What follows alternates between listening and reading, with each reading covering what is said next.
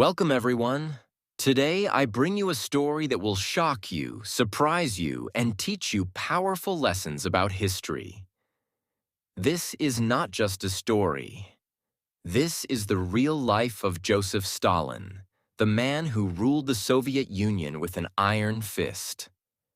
Many people call him a dictator because he ruled with absolute power, eliminating anyone who stood in his way. But how did a poor boy from a small town rise to become one of the most feared leaders in history? That is the story we will uncover, piece by piece. So sit back, listen carefully, and improve your English listening skills while learning about one of the most important figures of the 20th century. Let's begin.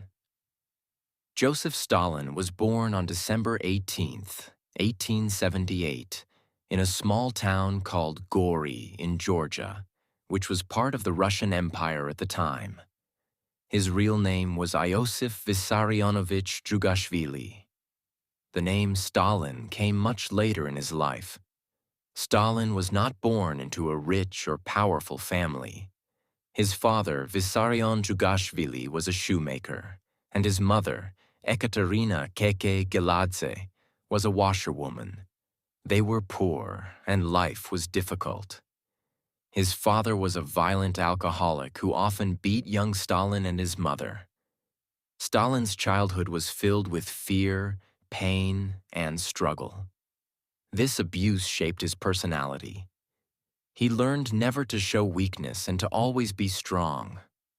Despite their poverty, Stalin's mother was determined to give him a good education. She wanted him to become a priest. So, in 1888, she sent him to a church school in Gori. Here, young Stalin was different from other kids. He was small and sickly, but he had a sharp mind. He was good at reading and writing, and he loved books, especially books about revolution and power. His teachers noticed something dark about him. He was not like other children. He was serious, secretive, and sometimes cruel. He would bully weaker students and manipulate others to get what he wanted. At the age of 16, in 1894, Stalin was sent to the Tiflis Theological Seminary, a religious school, in Tbilisi, Georgia. But something changed in him. He no longer wanted to be a priest. Instead of studying religion, Stalin started reading books about revolution. He was influenced by the ideas of Karl Marx, the founder of communism. Marx's ideas taught that the poor should rise up and overthrow the rich. Stalin became obsessed with changing the world through revolution. By 1899, at the age of 21, Stalin dropped out of seminary. He no longer believed in God. He believed in revolution, power, and violence. Now Stalin was jobless, poor, and had no clear future. But he had one thing, a dream of power. He joined Marxist groups and started working as a revolutionary. His job? Spreading communist ideas, organizing strikes, and fighting against the government. But the Russian Empire was dangerous for revolutionaries. The police were always watching. Stalin had to be clever, secretive, and ruthless. To support the communist movement, Stalin started robbing banks. Yes, Stalin, before becoming a leader, was a criminal. In 1907, he organized a famous bank robbery in Tbilisi. His gang stole 250,000 rubles, millions in today's money. This made Stalin famous in the underground world of revolutionaries. But it also made him a wanted man. Soon the Russian police caught him. Between 1902 and 1917, Stalin was arrested 7 times and sent to Siberia, a freezing, harsh land in Russia. But every time, he escaped. Each time he returned, he became more powerful, more ruthless, and more determined. He was no longer just a revolutionary. He was becoming a leader in the communist movement. By 1917, Russia was on the edge of collapse. The country was suffering from poverty, hunger, and war. The Tsar King of Russia, Nicholas II, was losing control. People were angry. The communist leader, Vladimir Lenin, saw this as the perfect moment for revolution. He and his followers, called the Bolsheviks, were planning to overthrow the government. Stalin was already working for Lenin in the background, writing articles, organizing workers, and helping to spread revolutionary ideas. In October 1917, the Bolsheviks finally seized power in what became known as the Russian Revolution. The Tsar was removed, and Lenin became the new leader of Russia. Stalin was not yet the main leader, but he was gaining power quickly. As a reward for his loyalty, Lenin gave Stalin a high position in the Communist Party. Stalin was now in charge of important government matters, but he was still working in the shadows, watching, learning, and planning his next move. But taking over Russia wasn't easy. The Bolsheviks had enemies. A civil war broke out between Lenin's Red Army, communists, and the White Army, people loyal to the old government. During this time, Stalin showed his true nature.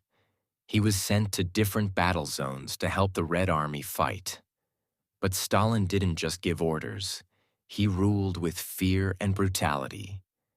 In 1918, in the city of Tsaritsyn, later named Stalingrad in his honor, Stalin ordered mass killings.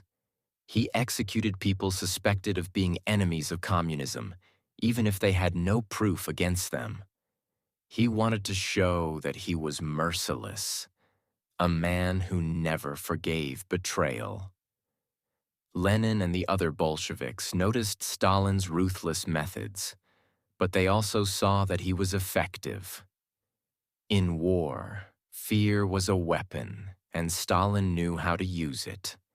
By 1921, the Bolsheviks had won the Civil War.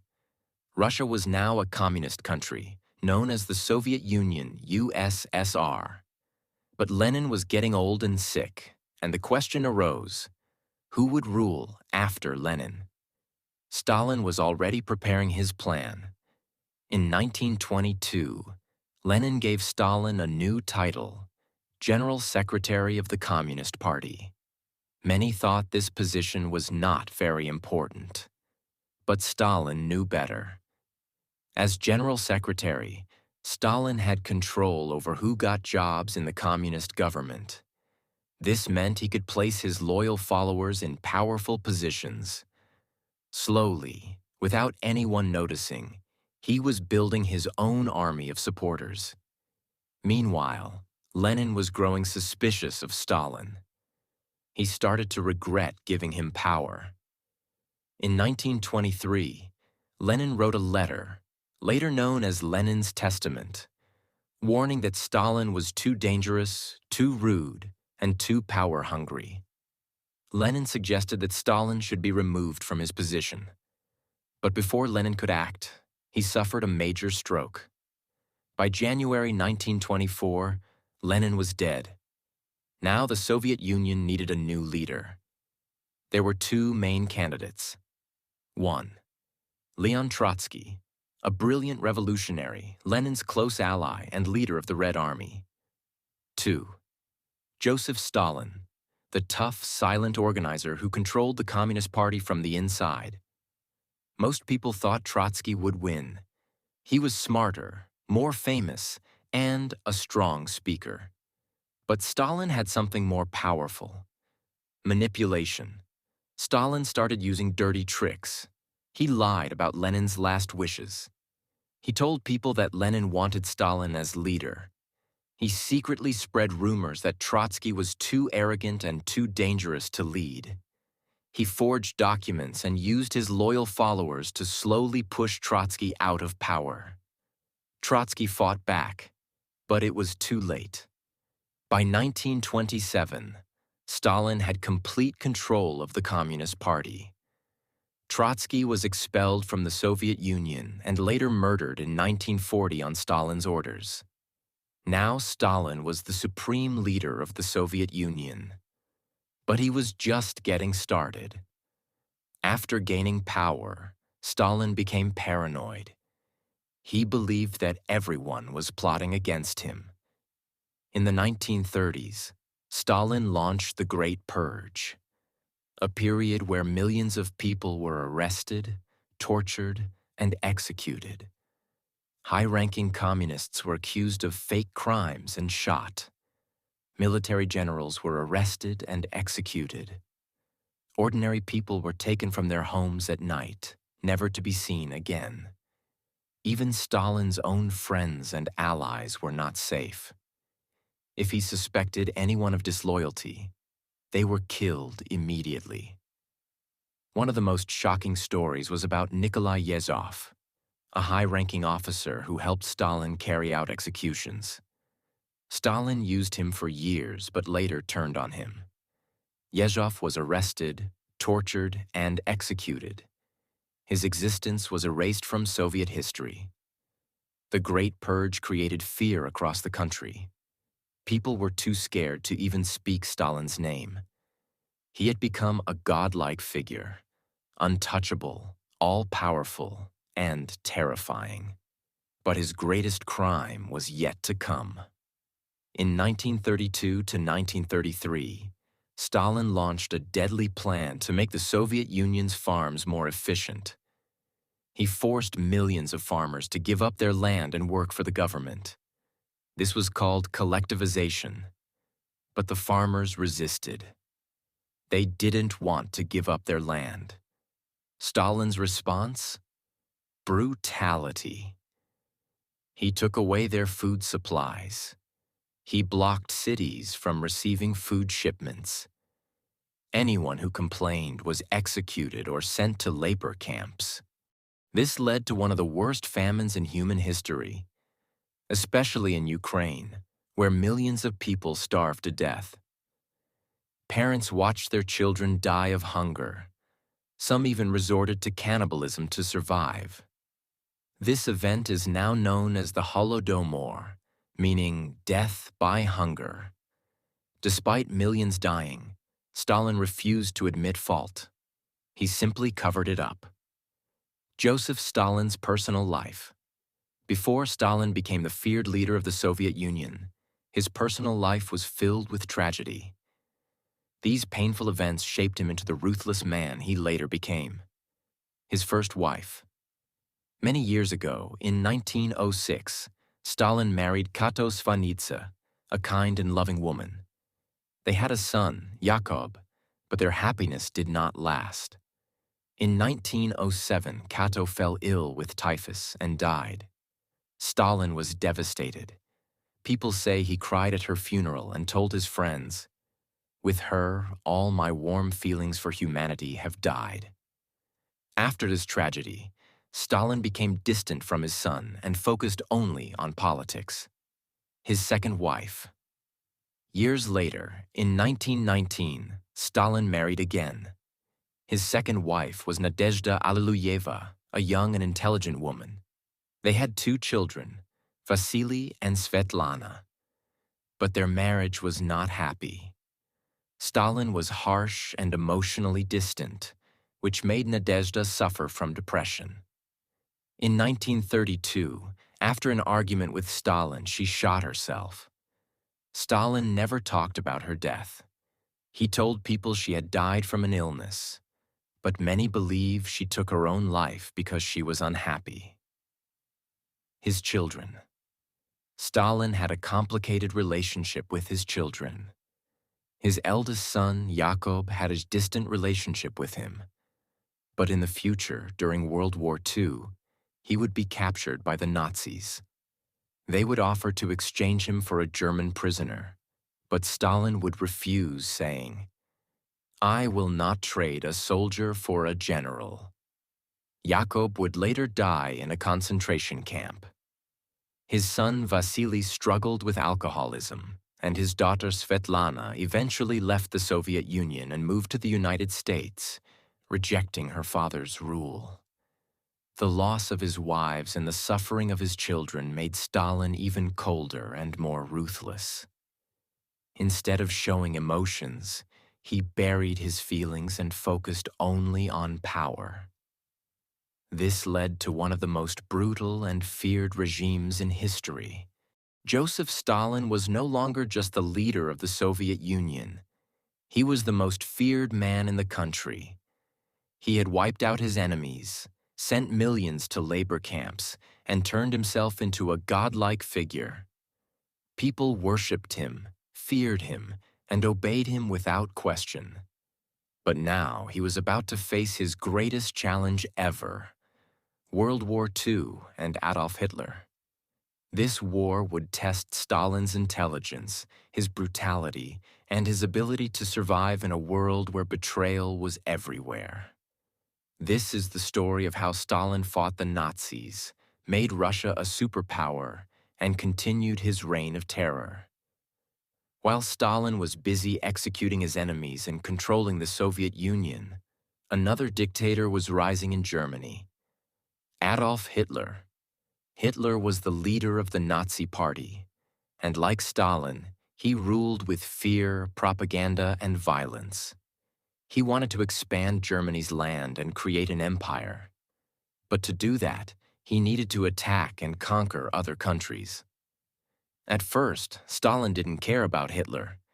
He thought Hitler was just another European leader.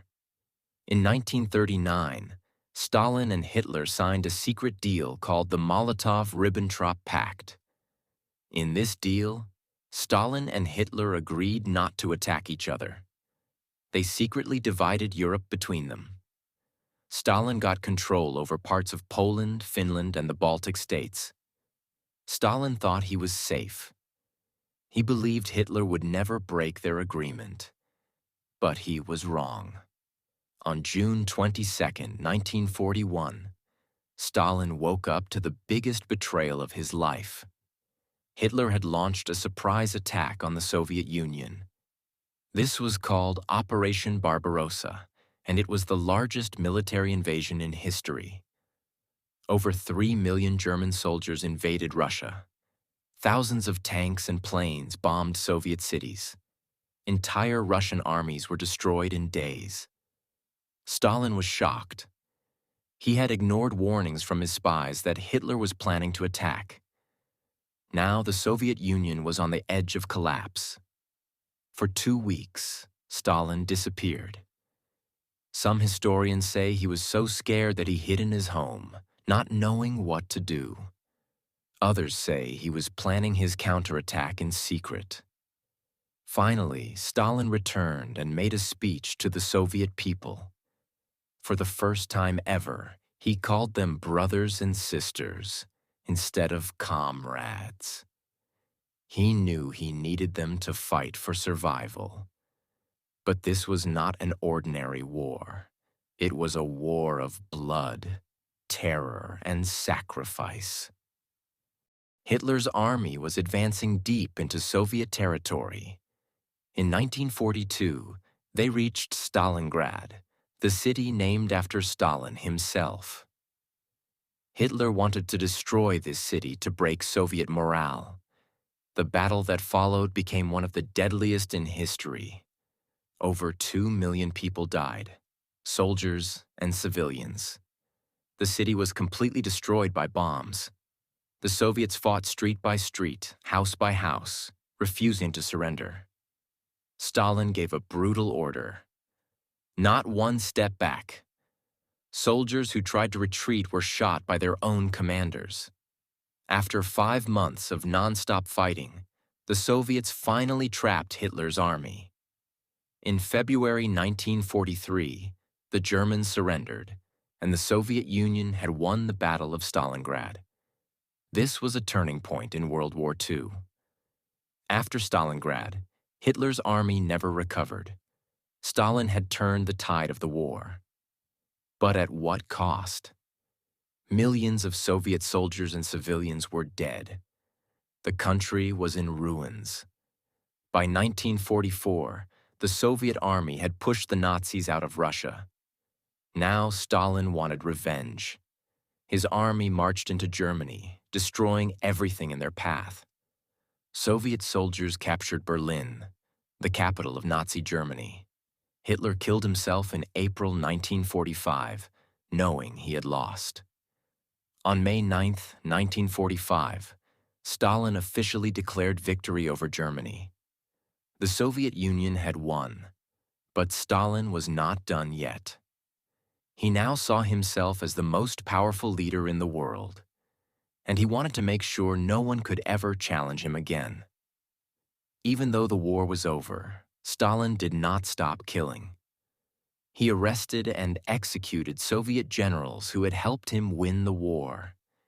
He didn't want anyone else to be more powerful than him. He expanded Soviet control over Eastern Europe.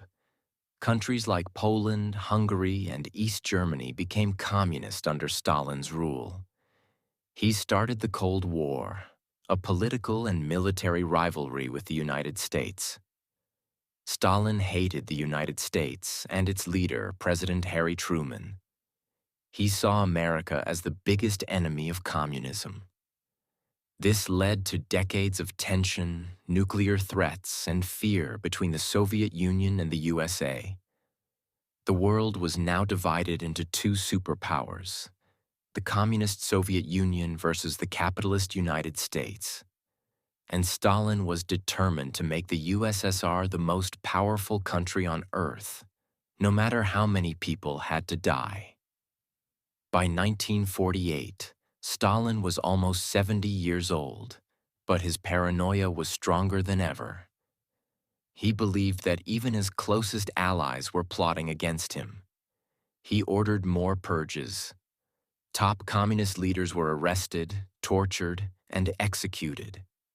He targeted Jewish doctors, accusing them of planning to poison him. He lived in complete isolation, afraid of being assassinated. People around him were too scared to even look him in the eyes. He had become a prisoner of his own fear. Joseph Stalin ruled with an iron fist, controlling every aspect of Soviet life. He sent millions of people to their deaths, created one of the most powerful nations of the world, and spread fear across the Soviet Union and beyond. But even the most powerful dictators do not live forever. By 1953, Stalin was almost 75 years old. But even in his old age, he was still obsessed with power and paranoid about betrayal. He did not trust anyone, not even his closest allies. He rarely left his private residence, a huge estate outside of Moscow. He surrounded himself with guards and doctors, always fearing an assassination attempt. He constantly ordered more arrests, believing that enemies were hiding everywhere. His final days were filled with paranoia and terror. But no one expected that the man who had caused millions of deaths would soon be struggling for his own life, alone and helpless. On the evening of February 28, 1953, Stalin had dinner with his closest officials, Lavrenti Beria, the head of the secret police, Nikita Khrushchev, Georgy Malenkov, and others. They drank a lot of alcohol, as Stalin often did. They laughed and talked about purging more people from the government. Stalin seemed completely fine. No one suspected that this would be his last night alive. But the next morning, something strange happened. Stalin did not come out of his bedroom. His guards waited for hours, too afraid to check on him. They knew that disturbing Stalin's sleep could mean death. Finally, at 10 p.m., one of the guards gathered his courage and entered Stalin's room. What he saw was terrifying. Stalin was lying on the floor, unable to move.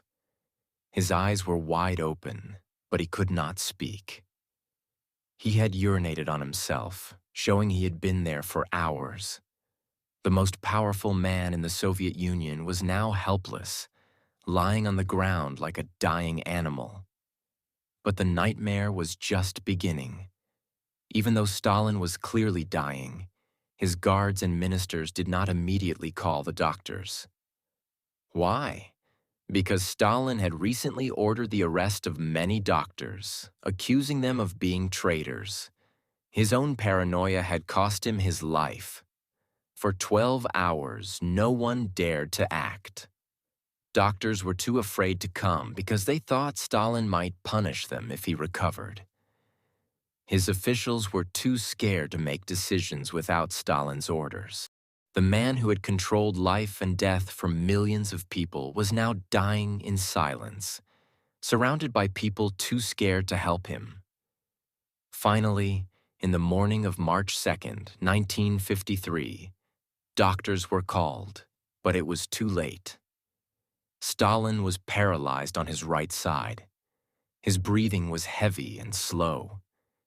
He could not talk, could not move, and could barely stay awake. For 3 days, Stalin suffered in silence. His mouth opened and closed, as if he wanted to say something, but no words came out. Was he trying to beg for help? Was he terrified? Or was he cursing the people around him? No one will ever know. Then, on March 5th, 1953, at 9:50 p.m., Joseph Stalin took his final breath. His face twisted in agony, his hands clenched into fists, and his body shook violently before becoming still. His final expression was one of terror, as if he had seen something horrifying before he died. And just like that, the most feared man in the world was dead. But what happened after his death was just as shocking as his life. As soon as Stalin died, the Soviet government went into total chaos. Who would take his place? What would happen to the Soviet Union? Would Stalin's terror continue? At first, Stalin's right-hand man, Lavrenti Beria, took control. Beria was just as cruel and dangerous as Stalin, and he planned to rule just like him. But the other Soviet leaders feared Beria. They knew he would kill them all to stay in power. So just 3 months after Stalin's death, they made a shocking move. In June 1953, Beria was arrested and executed, the same way he had executed so many others before. Nikita Khrushchev slowly took power, becoming the new leader of the Soviet Union. He began to reveal the truth about Stalin, the mass killings, the purges, and the lies. Finally, in 1956, Khrushchev gave a secret speech, exposing Stalin as a cruel dictator. Stalin's statues were taken down. His body was removed from Lenin's tomb. His name was erased from history books. The world finally learned the truth about Stalin's terror. But for the millions who had suffered, it was too late. Even today, Stalin remains one of the most controversial figures in history. Was he a hero who saved the Soviet Union from Hitler? Or was he a monster who murdered millions of innocent people? Was he a genius leader or a paranoid tyrant, dictators? There is no simple answer. Stalin turned the Soviet Union into a global superpower, but at the cost of countless lives. Some still admire him, believing he made Russia great. Others see him as one of history's worst villains, responsible for more deaths than Hitler. One thing is certain: his impact on the world will never be forgotten. Joseph Stalin lived and died in power, leaving behind a legacy of fear and destruction. But now I want to ask you, was Stalin a necessary leader, or was he pure evil? Did his actions make the world better or worse? Let me know in the comments below. Joseph Stalin's life and leadership teach us several lessons, both positive and negative. Here are some important takeaways. Power can be dangerous. Stalin had absolute power, and he used it to control people and remove anyone who disagreed with him. Lesson: too much power without checks and balances can lead to cruelty and dictatorship. Fear can control people. Stalin ruled with fear. He made people afraid to speak against him. Lesson: leaders should earn respect, not control people through fear. Hard work and determination can change a nation. Stalin turned the Soviet Union into a world superpower. He industrialized the country and strengthened its military. Lesson: hard work and determination can bring big changes, but success should not come at the cost of human lives. Trust and loyalty matter. Stalin did not trust anyone, not even his closest friends. He removed or killed many of them. Lesson: without trust, relationships, and even governments can fall apart. Knowledge and education are powerful. Stalin was well-read and used information as a weapon. He controlled education, the media, and what people were allowed to learn. Lesson: education is powerful. It should be used to help people, not control them. Stalin's life teaches us that power must be used wisely. Leadership should be about helping people, not controlling them. History remembers both good and bad leaders, so the choices we make define how we will be remembered. And if you found this story powerful and shocking, make sure to subscribe for more incredible historical stories. Because history is full of dark secrets, and the truth is often more terrifying than fiction. Hit that subscribe button, and I'll see you in the next story.